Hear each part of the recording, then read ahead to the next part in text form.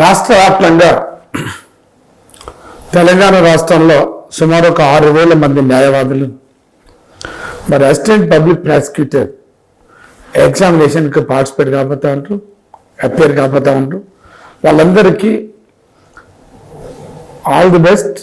మీరందరూ కూడా జాగ్రత్తగా అన్ని జాగ్రత్తలు తీసుకోండి. ఈపీపీఓ ఎగ్జామ్ని ధైర్యంగా కాన్ఫిడెంట్గా మీరు అపేర్ కాండి. ఏమాత్రం భయభ్రాంతులు కాకుండా టైం మేనేజ్మెంట్ చూస్తూ ఇచ్చేటట్టు అన్ని టిప్స్ని పాటిస్తూ జాగ్రత్తగా మీరందరూ కూడా ఈపీపీఓ ఎగ్జామినేషన్ పార్టిసిపేట్ చేయండి.